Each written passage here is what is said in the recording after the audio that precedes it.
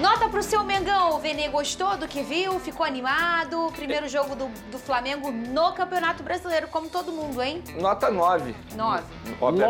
9? Não vou dar 10 porque não saiu de campo com a vitória. Fala pessoal, sejam muito bem-vindos ao Flamengo Informa. E agora vamos acompanhar como a imprensa vem analisando. A imprensa carioca está analisando esse grande resultado entre o Flamengo e também o Internacional. O Flamengo teve a possibilidade de vencer em casa, não conseguiu, teve chances, criou, foi pra cima, várias possibilidades, porém faltou um pouquinho pro Mengão sair de casa com os 3 pontos.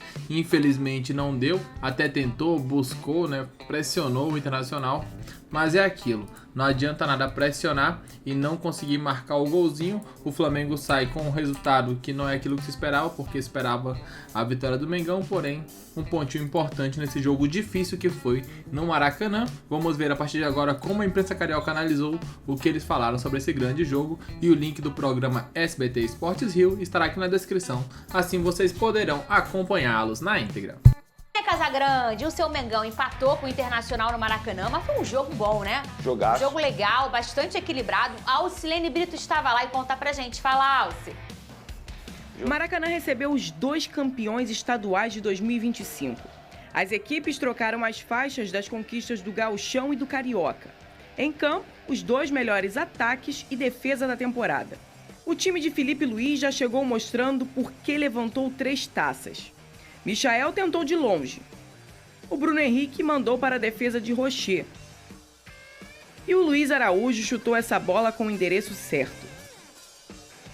Até então, o Flamengo era quem dominava a partida e o Colorado não havia feito nenhuma finalização.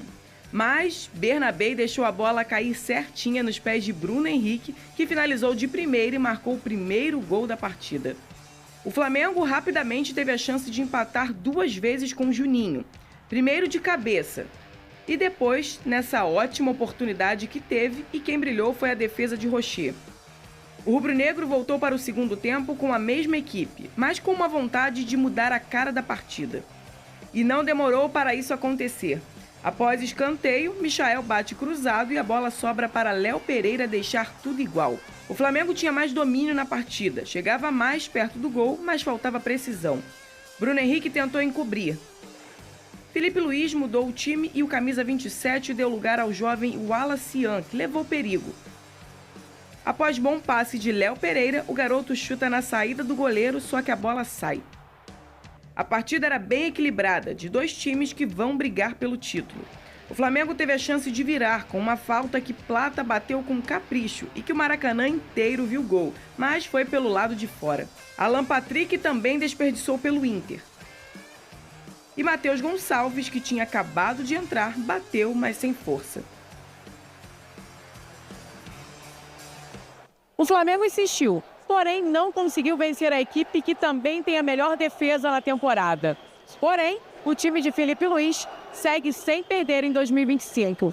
O Felipe até comentou agora no vestiário que se for para empatar ou se for para perder em algum momento, que seja dessa forma, né? Que seja com a cara do Flamengo, criando oportunidade, atacando para cima sempre. E não um time moroso, um time que não quer buscar o resultado. No duelo de 2 equipes bem preparadas em 2025, o empate acabou sendo justo.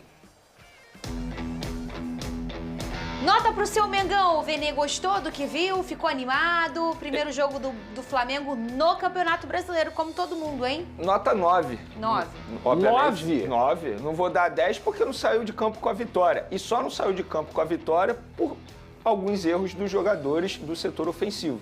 E eu não vou ficar aqui crucificando o Juninho, depois a gente vai falar sobre isso. Vou te levantar mas essa bola. Diante desse jogo aí, eu considero o melhor jogo da rodada, pelo menos dos jogos que eu vi. A gente pôde ver um baita jogo entre 2 times que de fato vão brigar pelo título do Campeonato Brasileiro. No primeiro tempo, acho que o Internacional fez um jogo até melhor do que o Flamengo, dentro das suas propostas de jogo, dentro daquilo que os técnicos queriam. O Felipe Luiz a gente já conhece, um treinador extremamente ofensivo. O Roger Machado, extremamente inteligente, montando a equipe tentando buscar o erro do Flamengo, tanto é que conseguiu um gol em cima de um erro do Flamengo de marcação, construindo a jogada pelo lado esquerdo do Internacional, chegando até o lado direito, numa baita finalização do Bruno Henrique. No segundo tempo, acho que o Flamengo foi muito melhor, criou muitas oportunidades, mas faltou aquilo que vem faltando há muito tempo.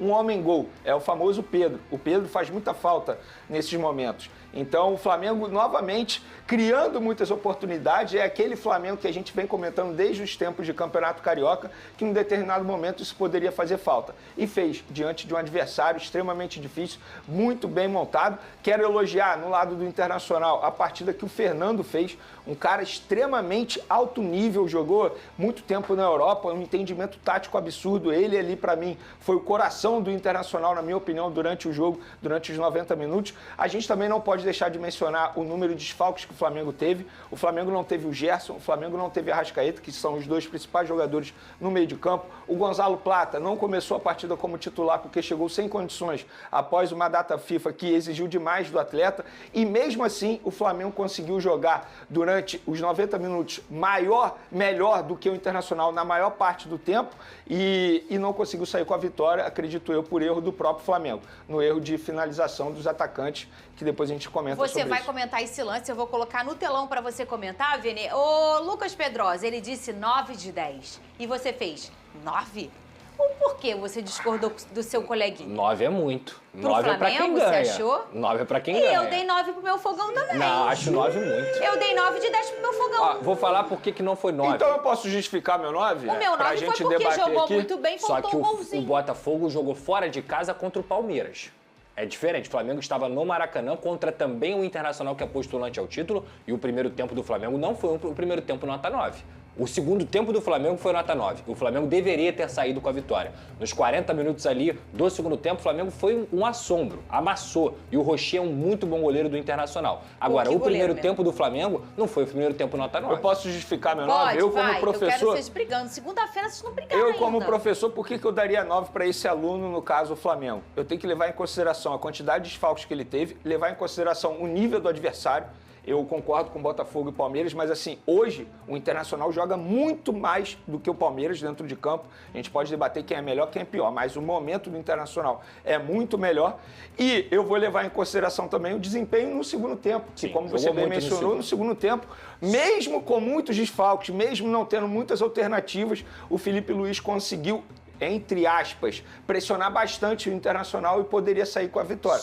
Por conta disso, eu vou ser um bom professor e vou dar 9 para o Flamengo, o meu aluno. É um ponto que eu já alerto há muito tempo, que eu já falo aqui há muito tempo. Esse Flamengo tem muito volume, cria demais, cria o tempo inteiro, mas esse Flamengo não é letal. E se no Campeonato Carioca, em vários momentos, não foi letal, mas conseguia vencer as partidas porque conseguia aproveitar suas oportunidades em alguns momentos, o brasileiro é muito mais cruel. É muito mais cruel. Se você não for letal no Campeonato Brasileiro, amigo, você vai empatar, você vai perder pontos, você vai tropeçar. Vene Casagrande, quero que você fale sobre Juninho, Vene. Vamos lá, eu fiz até uma postagem nas minhas redes sociais e fico feliz de ter viralizado de uma certa forma extremamente positiva para o jogador, porque eu acho extremamente injusto a forma como a torcida do Flamengo, sobretudo nas redes sociais, massacraram o jogador por conta desse gol perdido. E na boa, ele perdeu o gol, claro que ele perdeu o gol, mas também teve mérito do goleiro adversário, que fez uma baita defesa. Olha isso, ele bateu bem. Ele fez tudo o que ele podia fazer, só que o goleiro, ele desviou. Ele não perdeu o gol por, entre aspas, demérito dele, ou porque ele finalizou muito mal. Muito pelo contrário. Não, e ele fez outras belas defesas. Ele finalizou super bem, só que o goleiro, ele salvou a pátria do Internacional. E aí, depois disso, eu vi muita gente massacrando o Juninho nas redes sociais, crucificando, falando, é bagre, não é jogador para Flamengo. Gente, é óbvio que se a gente for parar e analisar o nível técnico dele, ele tá abaixo de vários jogadores. Agora, eu acho injusto o torcedor rubro-negro massacrar o jogador e compará-lo com o Pedro, comparar com o Gabigol. Gente, se ele fosse do nível desses dois jogadores, ele não iria custar 5 milhões de euros. Ponto. É custo-benefício. E ele vem fazendo grandes partidas. E para aqueles que já esqueceram, o Juninho foi o autor do gol do título do Campeonato Carioca. Porque o primeiro jogo foi 2-1, o segundo gol foi dele e o jogo da volta foi 0-0. Então você, torcedor rubro-negro, que está massacrando o Juninho, toma cuidado. Eu não sou sommelier de torcida, mas queimar um jogador tão cedo assim e ele vem jogando bem, eu acho injusto da parte de vocês.